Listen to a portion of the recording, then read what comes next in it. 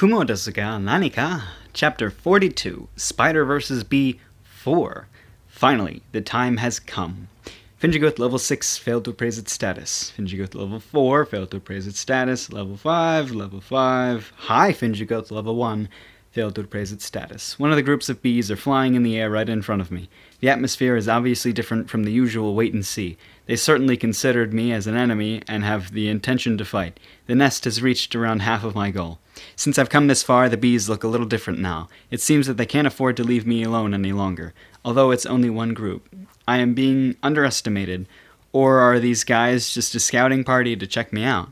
Anyway, I don't think that you can beat the one who made this nest with only one group. I prepare my Morning Star. Even though the nest was made up in the shape of a net, there's still a gap to throw the Morning Star from inside. The gap is around 2.5 meters, so the bee can't invade the nest due to its size. Although they can't break through the web, I can attack as much as I like from within it. Well, they can fly away from this place at any time, so I guess it's a draw. The 2 level 5s charge in. Fun. Even if the 2 of you charge in at the same time, my nest won't give an inch.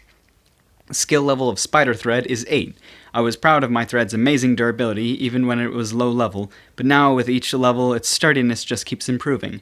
Just as I thought, the 2 bees rammed the surface of my nest and their bodies were caught by the unyielding threads. Although they had large builds and performed their attacks with great speed, my nest didn't receive any damage at all. Literally, it didn't even vibrate. My nest's stretchy thread has outrageous durability and is elastic enough to absorb the impact like rubber. The thread expands and contracts to release the impact to some extent when it's burdened. The bees' ramming attack didn't even reach that extent. In other words, that's all they have. My nest didn't need to release the shock, it simply endured their offensive ability due to its durability.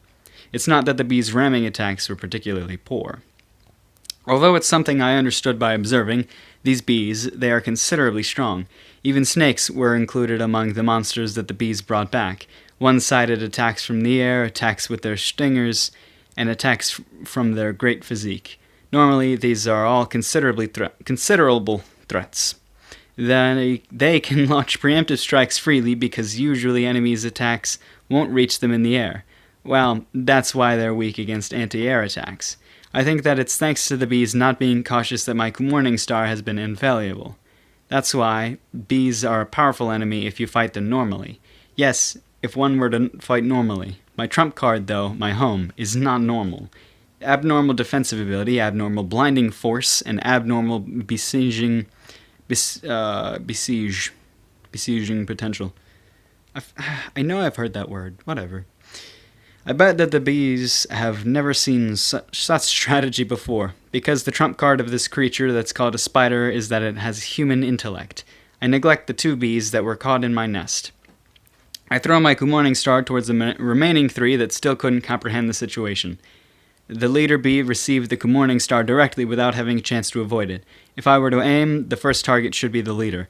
It cleanly hits. Due to the centrifugal force and the fall power, the leader bee's body strikes the bottom of the nest. With this, the elimination of the leader is complete.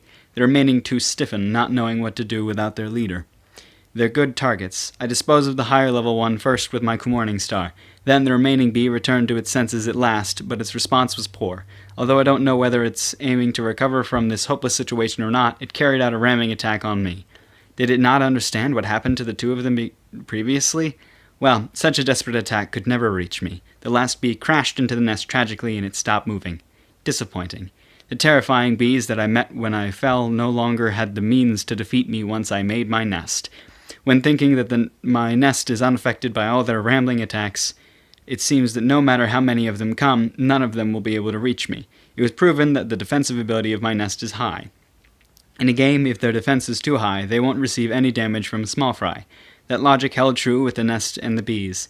In my imagination, I thought that if the nest received attacks, then it should receive enough damage for me to at least repair it. There are still about 100 worthless bees flying in the air. At first I felt fear for the violence of that number, but now the story changes because I understand that the nest...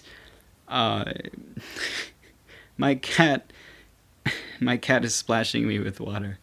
That's why I was laughing. Where the hell was I? First I felt fear of the violence of that number, but now the story changes because I understand that the nest can't be broken through and She keeps doing it. She's like cleaning her paw and she's shaking it. So it's fucking Jesus.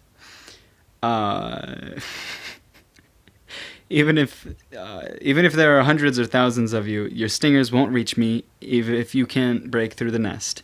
It looks like the probability of escaping is very high. I pleasantly deliver the decisive blow on the bees that I caught, and I begin to act. So fuck yeah, screw them goddamn bees. Now we are, she is, good and strong. Right, Tiger? A cat's name is Tiger. Eating food and shit.